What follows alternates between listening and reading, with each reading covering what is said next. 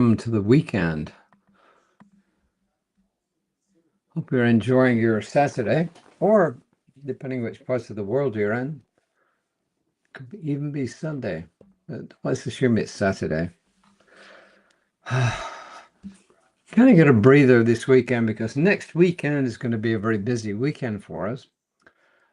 My elder grandson is getting married, and I am honored enough to be allowed to officiate the wedding, and it will be down in Galveston by the sea. Well, actually, on the beach, believe it or not. So we shall see. So he and his fiancée will be heading down there. They were here last night, some last minute prep. So we'll see. So that's where I will be, but I will still do my readings somehow, probably on my iPad. How about that? Anyway, more to the point. More to the point. We have Jeffon Seely's reading for today, and I'm trying to get my screen back to some normal size from its wanting to zoom every minute. Uncaged in this moment. That's what Jeffon Seely has called this. Uncaged in this moment. Amina Wadud is the first quote, and she is an American Muslim theologian and scholar.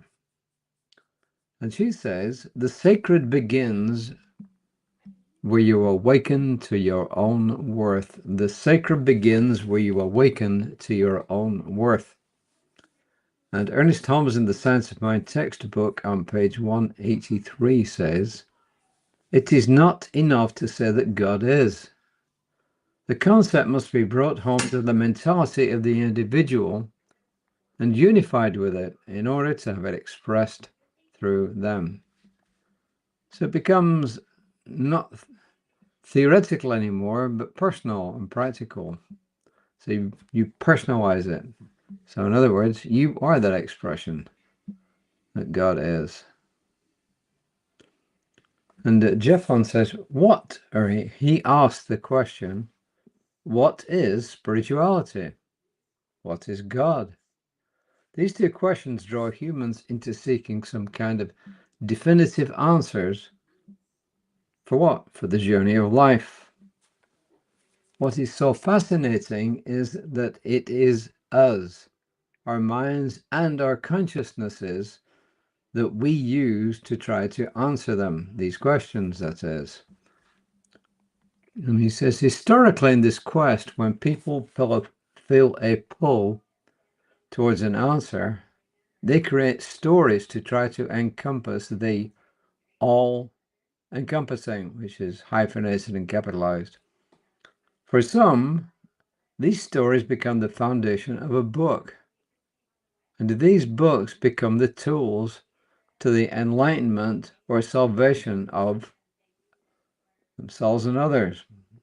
As we continue this quest for these answers, many of us, he says, myself included, seek stories and books written by others to do what? To help us along on our journey. These books become the roadmap to help us finally grasp the totality of the omnipotent, which is capitalized. He says, many dive deeper into the books, memorizing passages, learning how to pray in a certain way, using a given book as the foundation on which they build their experience. He says, all paths are sacred, and I respect each one. Then he says, what I've found for myself is that spirituality and God cannot be encompassed within a book. A book may point the way, but the book is not the way. For too often, the book, once designed as a tool, becomes a cage that locks the infinite into a finite thought. When spirituality is uncaged, so too is the infinite God. Sometimes we must put down the books, clear our minds, and meet the infinite right where we are, in this moment, right now. So is he saying that books are not good? No, he's saying books are useful. They can help us, but at the end of the day, if we are on a spiritual journey, the books are not going to give us the final answer. The books may point away, but the ultimate answer lies more within ourselves. It lies in here, right? And how does it manifest through there? Through our spiritual work, through our meditation, through our prayer, and through our everyday just being mindful. So it's our experience. It's our experience within ourselves that actually is the path.